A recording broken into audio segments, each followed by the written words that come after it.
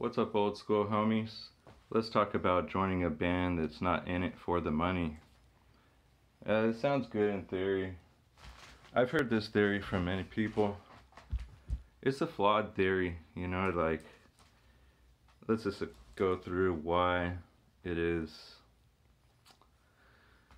You gave up before you tried, you're finding solace in giving up. Yeah, not a good way to think. You got to think on your feet, And when people say, well, I'm not in it for the money. Well, what are you in it for? Like, a lot of times people do enjoy playing music. I like coming home and playing some music. It helps me relax. A lot of people will say that. But as you get better and better at making music, is that wrong for you to sell it, for money? You'd be surprised if you don't sell it and you just keep playing music, how other people will make money off your music. Now, they don't have to have you in a studio. If you make music on your YouTube channel and post it, boom, you gave someone a sample right there, if you didn't copyright it or anything. So what they're gonna do is take your sample, take your playing, and they're gonna copyright it, or they're gonna be inspired by it and copy it somewhat and make their own stuff, and then they're gonna copyright it.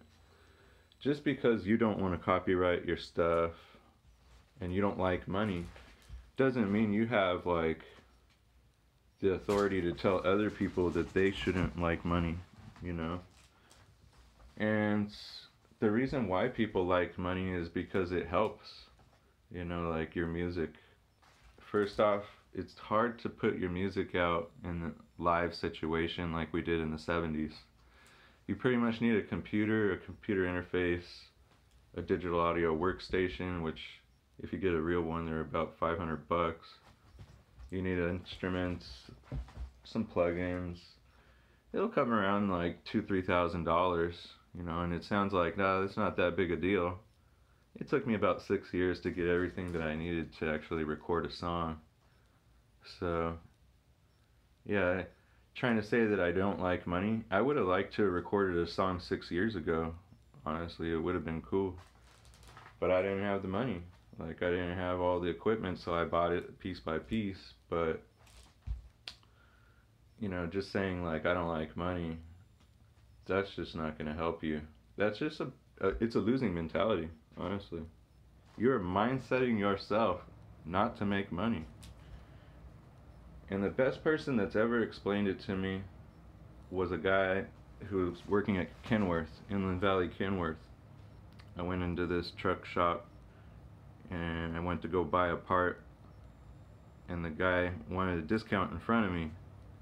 And the guy said, you know what, if I give you a discount, then I'm not going to go home with very much money. And if I don't go home with very much money, I don't have the buying power to help other people when I go to buy something.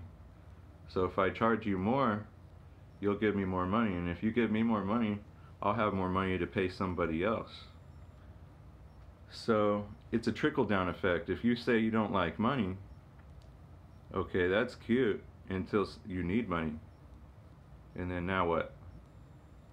You don't have anything cute to say at that point. Like, people either want the money, or you don't get rendered services, or you don't get the object, or it costs money to copyright your own songs.